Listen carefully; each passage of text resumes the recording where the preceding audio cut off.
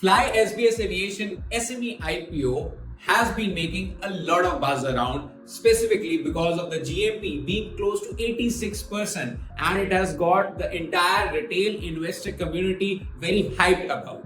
So I also got interested and checked into the RHP filed by the company and did some digging on what does the company do, how do the financials of the company look like, and are there risks associated with investing in this particular company. तो सबसे पहले I will cover the risk because the RHP tells you that it's not just the warning signals. पूरी की पूरी दाल ही काली है. भैया कुछ ना कुछ तो गड़बड़ जरूर है. The first red flag that we find in the RHP is that there are outstanding litigations there. Rupees 4.3 crore tax proceeding against the company. Rupees 0.57 crore tax proceeding against the promoter, and rupees 6.58 crores tax proceeding against the group of promoters.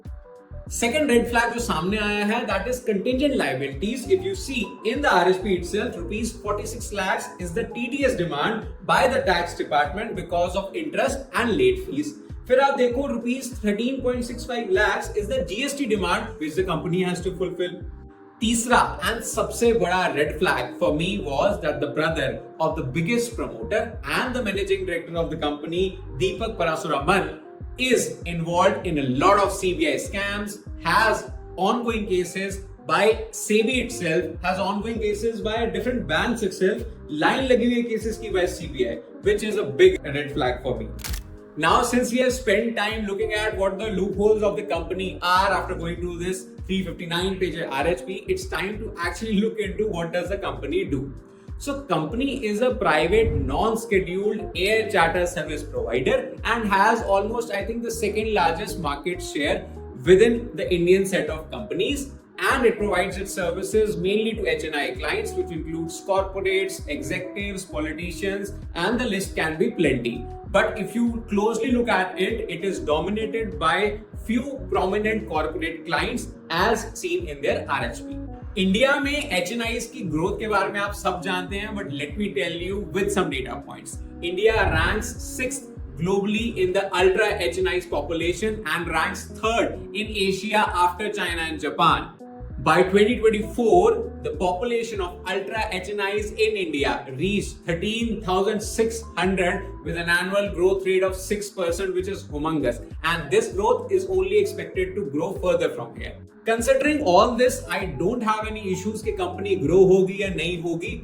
The growth trajectory from a financial point of view looks great, but for me, again, the red flags which we covered earlier are the issues. Now, if we deeper look at what are the financials of the company from 2023 to 2025, which are available within the RHP, we see a CAGR of 138% being achieved in the last 2 years within the revenue numbers. And if you see the PAT, which is profit after tax, that has increased by 100% for 2 consecutive years from 2023 to 2025.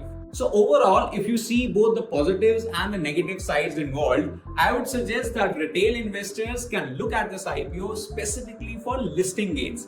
But overall, this company is screaming red flags like anything. It is equivalent to saying, मैं तुझे बर्बाद कर दूंगी, and you are inviting trouble to your own self. Do subscribe and like the video. Thank you.